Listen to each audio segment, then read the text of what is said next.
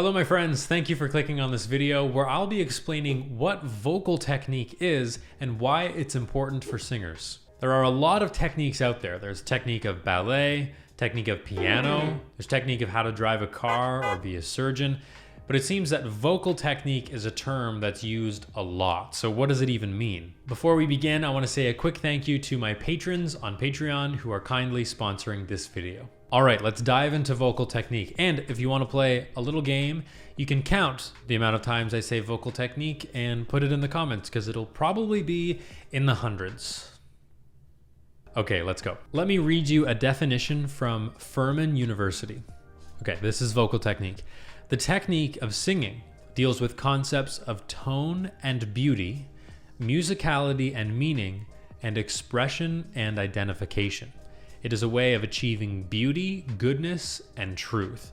Now, I think this is a pretty good definition because it focuses on one really important aspect of singing, and that is singing beautifully. The word beautiful, especially in music, is so subjective. What does that mean? But what I mean is for whatever your genre is, whatever your niche of singing is, whatever style you're going for, you want to please the ears of your listeners. You want to sound good for your audience. So whatever that means for you will be beautiful singing. So technique is going to make you sing better. You're going to sound better. But perhaps more importantly is it's going to give you a process of singing better. I've had many moments in singing lessons and in coachings where I've had really great vocal breakthroughs. You know, your teacher teaches you something, you figure it out, and you sound good. And then you go home or you go to practice again, and you've lost that momentum. You don't really know how to do it. Vocal technique, which gives you kind of a step-by-step or a process of sounding good, practicing that will allow you to kind of figure it out on your own. I lost my momentum because I didn't have the technique behind it, right? So I didn't have that kind of process figured out yet. But over time, that gets easier and then you're able to figure those things out on your own, or you can just recreate them consistently. Okay, so vocal technique can be a really broad term. So here's a breakdown of some elements of vocal technique. The first element is breathing. Now, one of the first things that I talk with my new students about is breathing.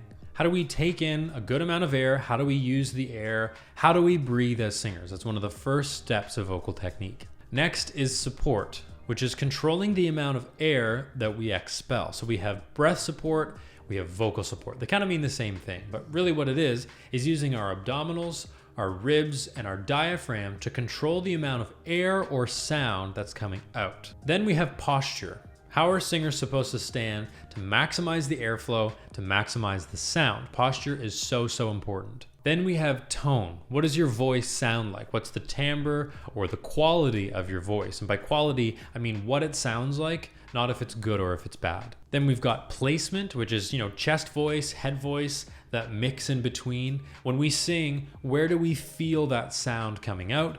We've got range, which is how high or how low we can sing. There's things like blend, which is, singing with other singers or other instruments. How do we blend our voices with them? So if you're new, this is probably a bit daunting for you. I mean, I'm not new to this. I've been singing for many years, but I still get a little bit scared when I talk about vocal technique or when the conversation of vocal technique's brought up, because sometimes I feel like I get a bit rigid with it, or maybe I just get a bit scared. But hopefully this video will calm your nerves and explain some things for you. Some good news is that you're not starting from scratch. Even if you've never sung a note in your life, you're not starting from scratch. I'll tell you why. Speaking and singing are very similar.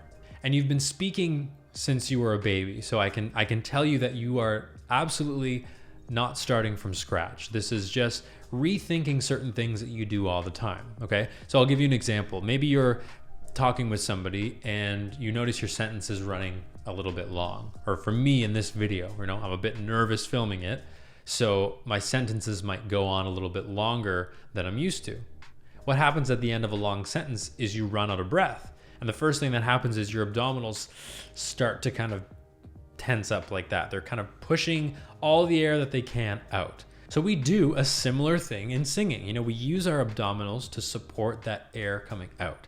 So the language might be a little bit different, but trust me, you do a lot of things that singers need to do. So if you're a complete beginner, you're not really a complete beginner. You know that old cliche, Rome wasn't built in a day? Well, that actually applies in this situation. Depending on where you are in your vocal journey, you're training and retraining your muscles and your body to act and do certain things, and that can take some time. The first step is our brains recognizing that it's a positive change. So if something happens in a lesson, our brains have to register that, okay, that is what I need to do, that works. And then the next step is doing it consistently enough that it becomes a habit. You may have some big breakthroughs, and I really hope you do, because those are really, really exciting, but it takes consistency over time to achieve the result. We need to make it a habit, and that takes time. So perhaps the most important point that I can make in this video is the importance of vocal health. I cannot stress this enough. So vocal health and technique, they need to go hand in hand, okay? Proper technique should promote healthy singing. Not only will you sound better, but you'll sound healthier. And that is something that's really, really important. I want to hear from you in the comments. Comment below a singer that you think sings with really good vocal technique. It's sometimes difficult to know if you're singing with good vocal technique. So here's a few questions to ask yourself. Does it hurt while I'm singing? Does it hurt after I'm singing? Do I lose my voice a lot?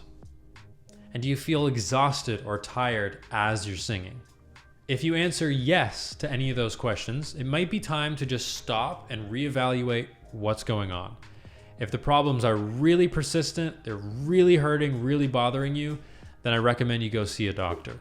So you may be doing something really small that's causing a big reaction, or you might be doing something really harmful.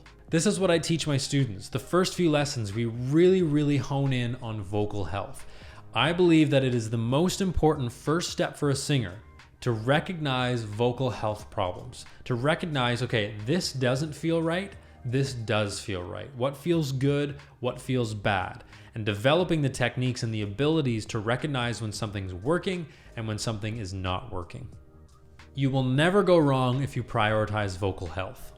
So that leads us to the burning question, how do you improve your vocal technique? There are hundreds and hundreds of vocal exercises that you can do. Some are really broad, they work on really broad singing ideas, whereas some work on really specific, refined details. I teach my students a wide variety of vocal exercises. I try to make them fun, energetic, lighthearted, because really and truly, who wants to sing and be bored at the same time? I think even our vocal exercises, which I admit can sometimes get a little boring, we need to make them fun. We need to have fun with them. So vocal exercises are going to be one of your keys to success. It's going to be one of your keys to improving your vocal technique, and I'll tell you why. I believe that vocal exercises are universal. And what I mean by that is that one vocal exercise, maybe it's simple 5-note scale, working on legato, working on different vowels. There's lots of things that exercise helps with. We learn those skills in those vocal exercises and apply them to all of the songs that we do. So the alternative to that would be just singing one song after the other. And it's really only applicable to that one song, right? But vocal exercises work for all of them. Regardless of the exercise, you're the one who has to be consistent with them. You don't have to do it for hours and hours a day. It doesn't have to be a huge time commitment.